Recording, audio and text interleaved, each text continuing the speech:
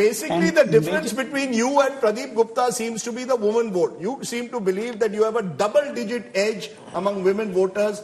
He is suggesting 48% for NDA, 47% for YSRCP. Can that go wrong? Have you underpolled women for once? I have told you, Pradeep Gupta only gets it wrong when he underpolls women.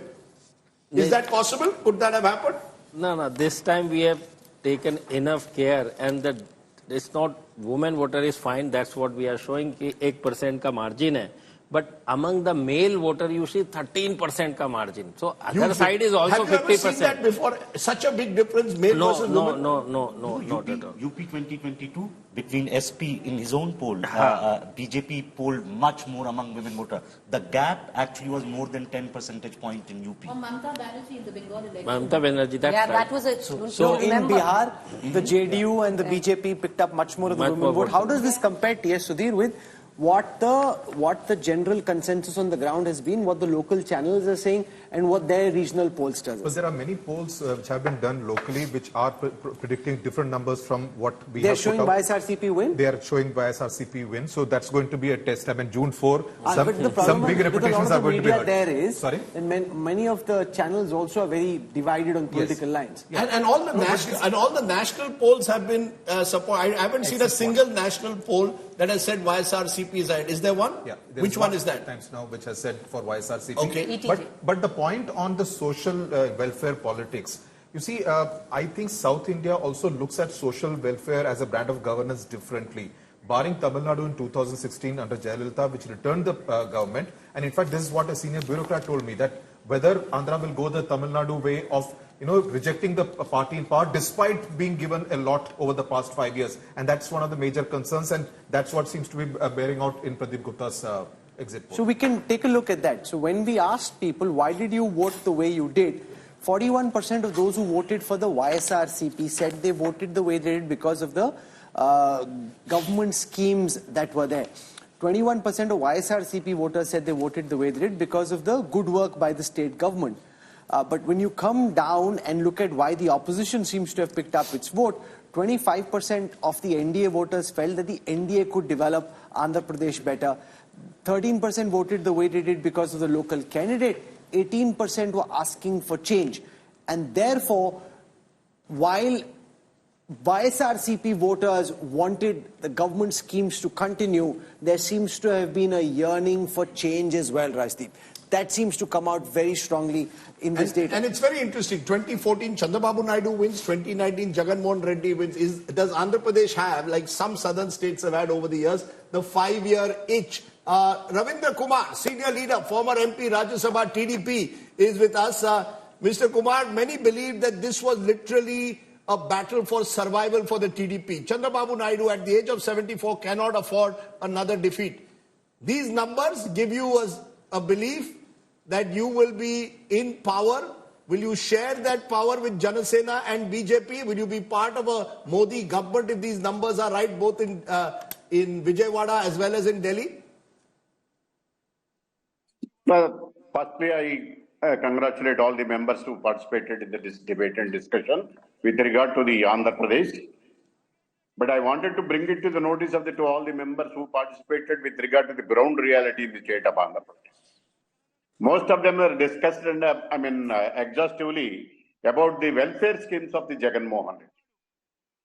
But for the welfare schemes, there is nothing to say about the development and good governance, and also the other issues like capital and etc. There are problems the people of Andhra Pradesh have been facing from the beginning. Number one, demolition and destruction. From the beginning, not today.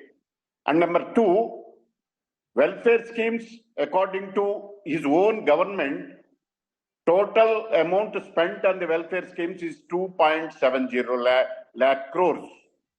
But the income derived from the state or the central government by way of taxes or otherwise, more than 13 crore lakhs. Though his contribution with regard to the welfare schemes are to be taken into consideration, number one. Number three, there is no law and order in the state of Andhra Pradesh, including the arrest of Chandrababu Naidu Garu And also almost all the opposition leaders, including former cabinet ministers of Chandrababu Naidu, also detained and vindictive, political vindictive nature against all the opposition leaders You know, mainly. that's a good point. Number Avinash, three. you want to respond to Ravindra Kumar? It's been said in the discussion also, the arrest of Chandrababu Naidu, in hindsight, was that a mistake, a turning point? If these numbers hold, that could well have been a turning point. Sympathy plus all Jagan Mohan Reddy's allies coming together saying, Jagan Mohan Reddy's rivals coming together saying enough is enough. Before I get to this point, I just want to add that most of the rural women in Andhra Pradesh do not state their opinion freely when somebody comes and does a survey on them. So I strongly believe the opinion captured by the women is not totally reflected, but let's get to see it on the Tuesday. And the second point about development, please walk into any government schools of Andhra Pradesh. Please walk into any government hospitals of Andhra Pradesh. And regarding governance, please look at the Gram secretariats or Gram volunteers, so that no citizen of Andhra Pradesh has to step out of their village to get any work done by the government. Isn't this good governance? Isn't this called development? But the arrest, regarding- you know, the arrest Yeah, is coming seen back- as part of an authoritarian streak of Jagan Mohan Reddy, that he will not allow any dissenting voices. So regarding, you're more aware of this. This was a case done by the agencies and the remand was given by the court. Is it that, Jagan Mohan Reddy ji can give the remand? It is a court, it is a judge who has given the remand. 6 So, a.m. in the morning, blaming he's this- picked up. A chief minister, Sorry? a former chief minister has to be picked up at 6 a.m. in the morning, the way the arrest was done. Come on, Avinash. 6 a.m. The optics were not good enough. Sir, it was law taking its own course. This was not done out of vendetta. And why would any person...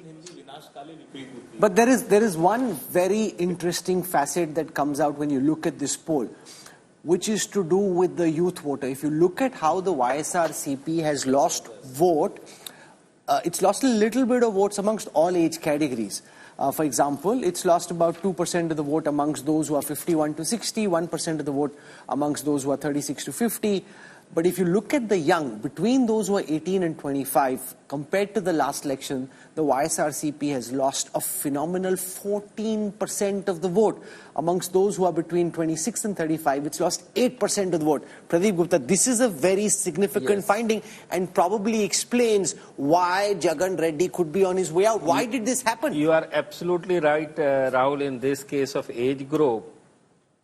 Particularly with Pawan Kalyan, the kind of following, this is what is clubbing together. See, Kapu community, though one can say Kapus are limited to Machilipatnam and Kakinada.